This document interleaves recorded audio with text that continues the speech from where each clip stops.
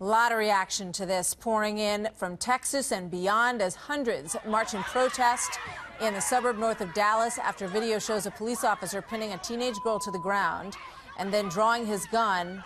See this here on the right-hand side of your screen. On two other teens, and then you see the other two police officers who kind of rush in to that situation, and then the rest of it unfolds with the girl. Watch.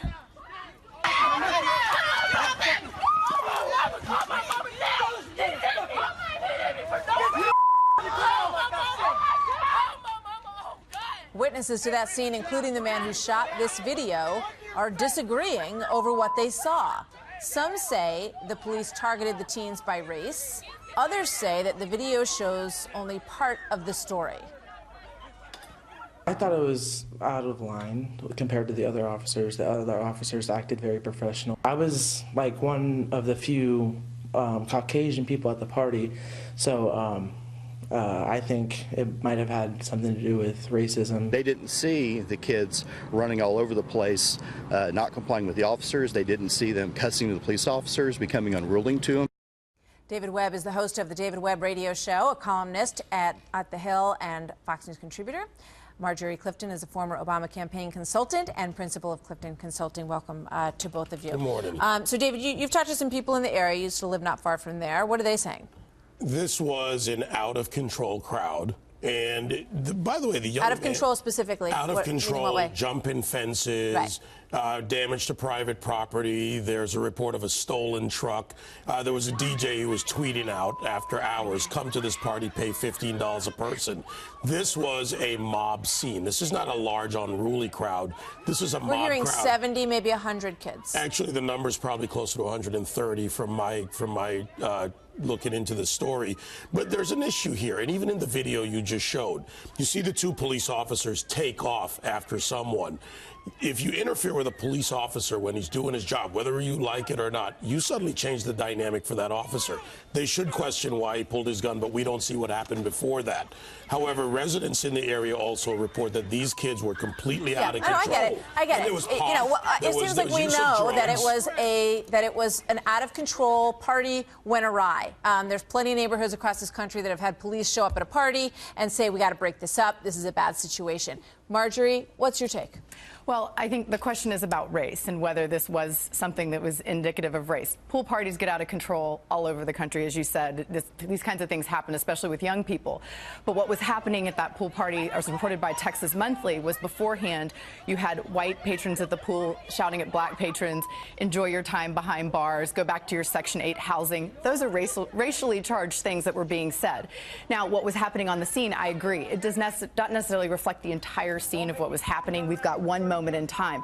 I don't think anyone argues that the police force that was used was inappropriate. The response was inappropriate given the amount of information they had when they got on scene.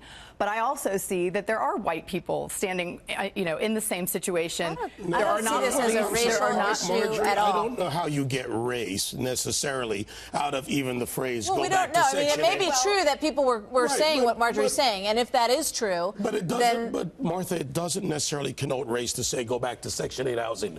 The problem we have here is you have a majority black crowd, which means if the majority of people are being unruly, most of them are black who are being unruly. Doesn't mean the police officers. There was only one officer on the scene initially, 2 security guards, and that's when more officers, I think it's 10 or 11 other officers showed up. So they're looking at the crowd as a whole. They're not picking out initially, let's go after that black person or that white person. Here's the problem that I see with this, okay? Because if this was just a party that got out of control and the police came and broke it up, we wouldn't be sitting here talking about it today. The reason we're sitting here talking about it is because of what happens between the police officer and the girl when he slams the girl onto the ground. That is why we're here, okay? Right. Now, we look at this video again, and you see that 2 boys run, and, one former police officer says you can kind of see one of these boys reach behind his back. So perhaps this officer, and you watch him come in or this may be actually later in the video. A little bit later. You watch him come in a little bit later, and you'll see that one boy reaches behind his back. That may have been what prompted this officer to pull out his gun. Then what you see is 2 other police officers swiftly come to either side of that police officer, perhaps to say, this kid is fine. And then take off running after the other two youths. By the way, but there's no reason for this, David. There's no reason for pinning the girl on the ground whatsoever. No, Do you agree? I agree that needs to be looked into. However, there was also another fight and other fights going on. So these cops were dealing not with this one girl, but they were dealing with a dynamic so this is the boy, situation. and right before that, he reaches behind his back and he starts to run. Then you see the other two police officers come in, and those guys take off. But then in the other parts of the video, you also see them taking black young men, pushing them on the ground, arresting them, saying that they need to stay put. Does that mean race? Why wouldn't it when you have white people with it? Prove to me that taking someone and putting them down because the color of their skin connotes and equates to racism automatically. Because you have a large population of people out there. But I think there's a different issue at hand. No, because according to Pew, tell me how it makes it race when there's a majority black crowd and there are police officers involved. There's an entirely unreal environment. There's a fight between a woman, black and white. There are other fights going on, and that is automatically race. Because you're in a neighborhood with 64% white people and 31% of black people actually trust the police as to 71%. White people. I think if these kids had all been white, and the police officers would have done the exact same thing to them. But I think that what happens in the moment that we just saw will be investigated. We know this officer has been suspended because it's their job to de-escalate the situation, not to escalate. Martha, I have been in unruly crowds, and Marjorie, with all due respect, I have spent 2 decades going into unruly crowds and riots, whether it's Ferguson,